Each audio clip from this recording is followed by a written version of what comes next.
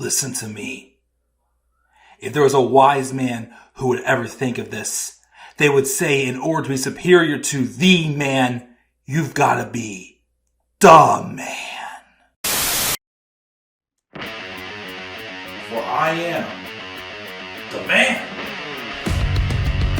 himself.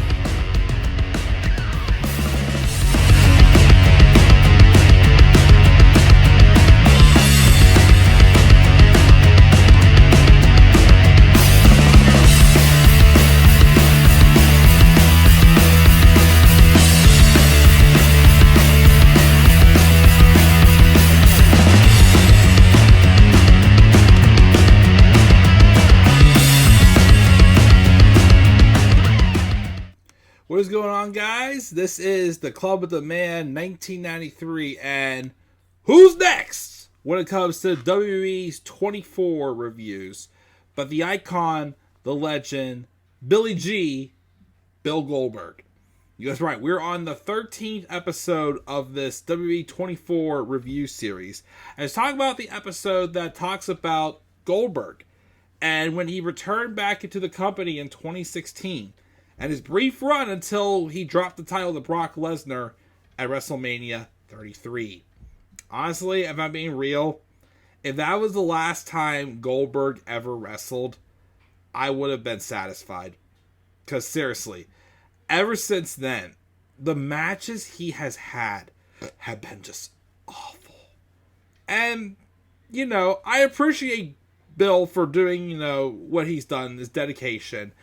Doing the work he's done, putting the people over he's done, being that attraction, whatnot, doing the work he's been asked to do, but it just hasn't been good. You look back, of course, at this run he had. When he came back, that was supposed to be a 6-week run in 2016. Turned into a 16-week run between 2016 and 2017. That would have been the right way for him to go out. And then, of course, like I said, he had the matches with The Undertaker. He had the matches with Bobby Lashley, Drew McIntyre, Dolph. The squad match he had against Dolph, but especially that match with The Undertaker in 2019. Oh my gosh. And I think, if I'm not mistaken, that was the first match he had after this run.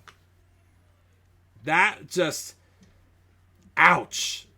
Embarrassing, humiliating, but we're not, well, okay, the thing I will say before I get started here, after seeing the reason why he came back to do this run was to erase that bad ending he had in 2004, to then what he's done, it's like, are you really that happy with doing this? But let's focus on, of course, what this documentary settled on. And that was his return back in 2016 and his run until WrestleMania 33. So they briefly highlighted over Goldberg's career. And then they talked about the match at WrestleMania 20. And what kind of bothered me a little bit was that Goldberg kind of blamed the fans a little bit for what happened with that match at WrestleMania 20. To where I say, well, even if the fans crapped on you, you still should have gave a damn and tried to put on a good match. And not just told the crowd off and just BS your way out of the company. Because, everybody knew that both men were leaving. Brock was heading to the NFL, and Goldberg just wanted out. He wasn't happy with WWE. And based off how he was booked, yeah, I kind of don't blame him. But you could have at least done it for the fans at WrestleMania 20. And that match, I held nothing against WWE. That match at WrestleMania 20 was because of Goldberg and Brock Lesnar. And I don't think Goldberg himself ever saw him coming back to the company. But then 12 years later, they reached out and contacted him about being involved with the video game. With 2K, the next 2K video game. And that kind of led them talking to about a return. They had his interview on ESPN, I think it was, where he was asked, hey, if you could wrestle one more match, who would it be? And he said Brock Lesnar. And probably because he wanted to, make up for what happened at WrestleMania 20. So the intention of him coming back was just for one match. Because they had, him, have the interview. Then they had Paul Heyman call out Goldberg for Brock Lesnar. Then Goldberg made that announced return. And he accepted the challenge. Of course, he did say, not only are Brock Lesnar yet you're next, but Brock Lesnar, you're last. Because at the time, it was supposed to be just a one-off for Survivor Series 2016. They talk about, of course, how this is the first time also, he was stepping away from being Bill. And he wanted to be Goldberg again. His wife and his son at the time had never seen him wrestle before. So this was kind of like a way to fulfill that as well. Bring them in to his wrestling experience. And I don't think he fully solidified that until he won the title at Fastlane 2017. But still, they focused a lot on the pressure he put on himself for those 6 weeks to get in shape. Put on the weight, but also keep his cardio up. The challenge it was, he wanted this to be absolute picture perfect. They talked about the segment he had with Rusev, where he slipped when he went to pick up Rusev for the jackhammer. That really bothered him. It just kind of hurt his confidence. All the matches he had except for WrestleMania, he was just very, tough on himself and making sure, this is exactly what it needs to be. And especially that first match was just hard. Does he still have it? Is this going to be an embarrassment? Is this going to be a joke? Or is this going to be a same old like it was for the first time? So it was kind of focused on that pressure. And then they had the match at Survivor Series. And I still cannot believe to this day. Even though I will say, because also I will still say this, they didn't need to get the title involved in this with Goldberg and Brock Lesnar. They didn't need to. But I still felt the better way to tell the story was for Goldberg to kind of, in a way, because you couldn't have done it where it looked like Goldberg didn't have anymore. Then fans wouldn't want to see him anymore. So I get why they went with Goldberg being the one dominating Brock until Brock finally beat him at WrestleMania 33. But if I had it my way, again, with no title involved, I would have had it where Goldberg had a strong showing but came up short. And then you could feel like he still got it, but you want to prove that he still got it. But Brock keeps just getting him. Instead, though, they went the opposite, though, which still worked.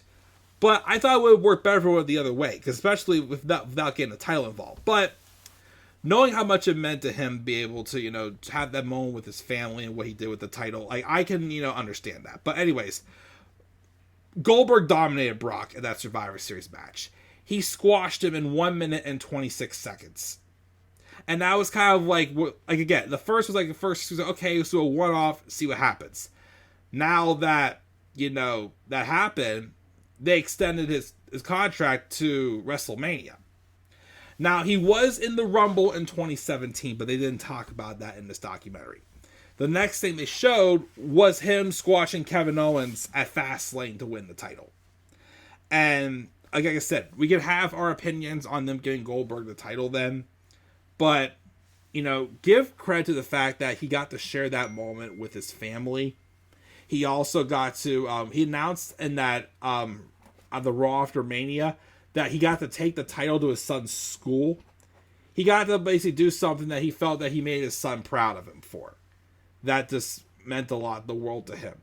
Being able to experience this. And then being able to just erase the bad ending he had from WrestleMania 20. Even though, of course, that was his biggest goal for the match at WrestleMania, he went there saying that, I've proven myself, now let's have some fun. And, yeah, he had the match with Brock at WrestleMania 33. He lost, but it was a great, short match. It was a really great short match where both men got their offense in. But it told the right story where Brock kind of like, it's all sort of like Brock did his homework. He finally figured him out. Goldberg got dominated in the match, but when Brock finally figured it out and got Goldberg in the palm of his hand, it worked too. So that's how the match ended. And again, he came back out on Raw after Mania, and basically just thanked the fans, brought his son in, and mentioned how much it's meant to to bring his family to his wrestling experience. Him taking the title to his kids' school and whatnot. And he ended by saying, someday, if and when, you never know who could be next. Basically saying that, this is goodbye for now, but you never know who could be next. And next was The Undertaker, and the match sucked, but we're not going to go there. But yeah, that was the basic gist of this documentary. And I thought it was a good story as well, for Goldberg, showing the challenges he had trying to pull this run off when he did. And he succeeded. Like I said, matches following this, not many good ones. People do say his match with Bobby Lashley at Crown Jewel in 2021 was really good. I've never seen it. I just seen their SummerSlam match, which wasn't that good, to be honest. But to be honest, since then, since this run ended in 2017, I thought the best match he had was when he did that squash cell fest on Dolph Ziggler at SummerSlam 2019. That to me is the best he's had, because everything else, I'm sorry, all his matches have been dull, forgettable, not that good. And I just watched this documentary, and knowing how he wanted to erase that, and just knowing what he's dealt with since, I'm kind of like, you kind of feel bad, but at the same time, it's kind of like, why didn't you stop when you could? But that's neither here or there. And that's my review of WWE24 Goldberg. I believe the next one is the behind the scenes from WrestleMania 33. I think I've seen that one just once, though, so I can't really remember what all was done behind the scenes for that one. But I look forward to it and seeing what it does. So there we go. What are your thoughts on this 24 review on Goldberg? You guys thoughts down in the comment section below. Be sure also, as always, to slap a like on the video and subscribe for more content on my channel. Follow me on Twitter as well, The Club with the Man 93. You may also follow me on TikTok and on Instagram at The Club with the Man 1993. And until then, guys, I'll check it out.